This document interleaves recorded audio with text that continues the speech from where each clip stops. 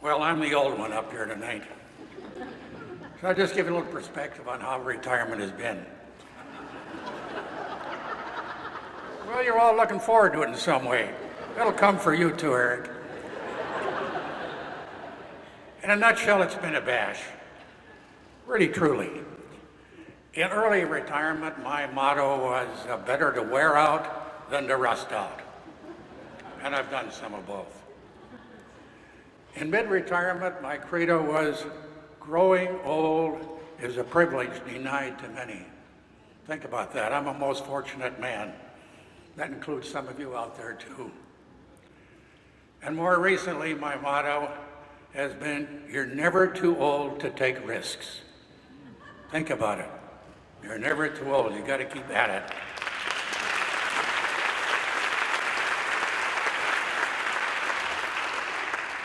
I think I have, and I think that's one of the reasons I'm still around.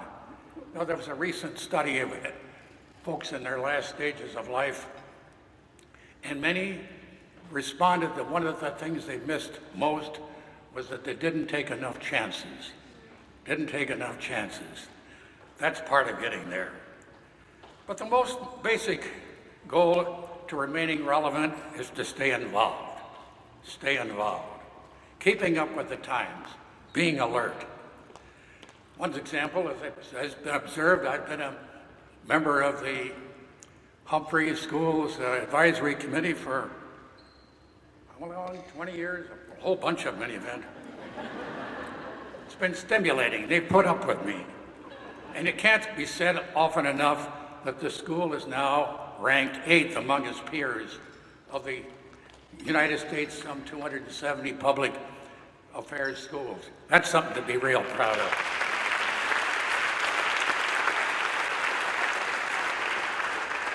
And with an exciting new dean. She's great. It's going to be better. We're going to go from 8th to something better. Another way to staying relevant is through lifelong learning. I've been involved in classes for the last 20 years. Went to one this morning, right here in this building. Osher Lifelong Learning offers 60 or so classes each quarter, also in summer, for over 50-year-olds. Great variety. The price is right. You got to check into it if you're getting close. Last quarter, I took 2 classes, one on climate change, one on aging. Climate was from a mathematical standpoint, although they said you didn't have to have a strong mathematical background. The instructor was great. She did a superb job.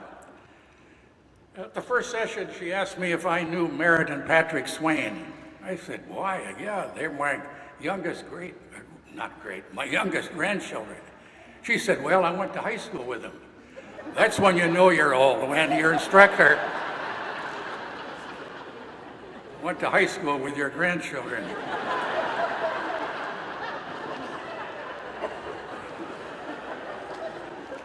The other class was on aging. I'm not sure why I enrolled. Some said I could have taught the course myself, but nevertheless, the facilitator was a retired veterinarian who did an excellent job. His 5th session was on infirmities. You know, he was preaching to the choir there. But midway through his presentation, he observed that there was a growing segment of the elderly population who, when they reached age 75, kind of concluded that they'd had enough, and they were just kind of sitting there waiting for something to happen. And I couldn't take that. I was in the back. I got up and I said, aloud as I was 95, and the last 20 years since 75 have been among the best in my life. He came up afterwards and thanked me. Then he said, I hope you'll come to my next session. I said, okay, but why? What's the subject? Death.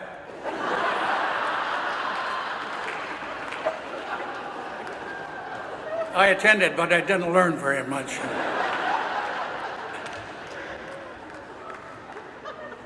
Many years ago, I remember our dinner club hostess, Ruth Hultgren, asking those of us nearing retirement what our plans were. I said, I I'd have an opportunity to serve the University of Minnesota in some fashion. It did, and I've been involved in many ways over the past 30 years, all most satisfying. Without question, the university is the most critical institution in this state. There are many fine higher education schools in the state, but the U is the premier. So what's my point? Historically, Republicans have been solid University of Minnesota supporters. My old boss and friend, Governor Elmer L. Anderson, was a great example. Now it seems to have changed. During the last session of our state legislature, with a budget of over $1.6 billion, the Republican-controlled legislature initially proposed an increase of 0 to the university's $147 million request. The ultimate result, this fall, students at the university are facing another tuition increase. Some contend the Republican Party is persuaded that American public research universities are run by liberals and therefore need to be held in check. Sad.